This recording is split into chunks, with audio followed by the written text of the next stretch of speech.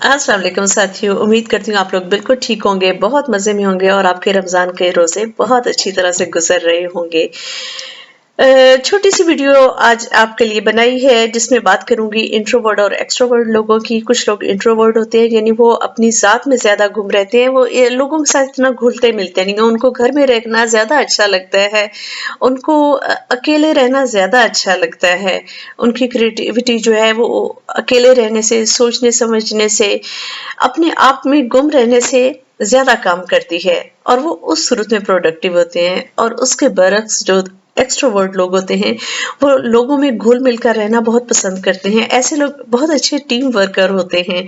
उनको टीम बनाना, टीम को लेकर चलना, टीम में कैसे मूव करना है, उसमें वो बहुत अच्छी तरह से काम करते हैं और ऐसे लोग जो सोशल एक्टिविटीज़ होती हैं, उनमें भी बहुत खुश होते हैं।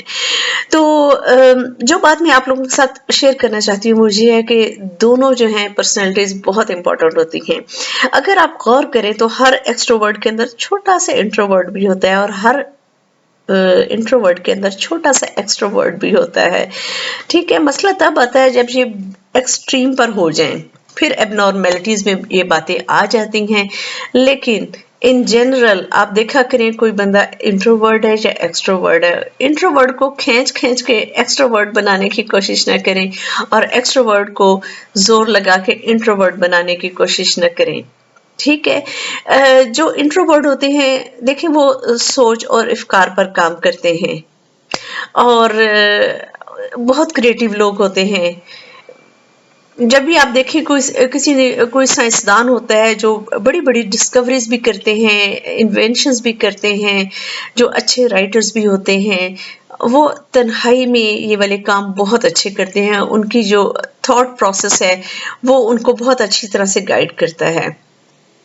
इसके बरक्स जो एक्सट्रोवर्ट लोग होते हैं, वो सोसाइटी में सोशल वर्क जैसे काम बहुत अच्छे करते हैं। वो लोगों को अपने साथ मिलाकर चलाना उनको आता होता है।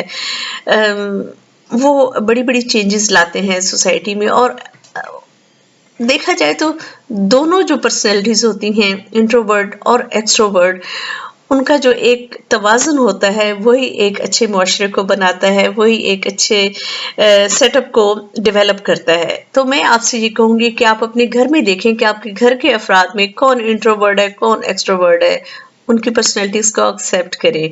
जब आप एक्सेप्ट करना शुरू करते हैं और ज़बरदस्ती किसी को इंट्रोवर्ट या एक्सट्रोवर्ट बनाने की कोशिश नहीं करते, तो ये आप अपने साथ भी बहुत अच्छा करते हैं और दूसरे अफ़राद के साथ भी बहुत अच्छा नेकी का काम करते हैं, दूसरों को स्पेस देते हैं। तो इन डिफरेंसेस को कबूल करना सीखें और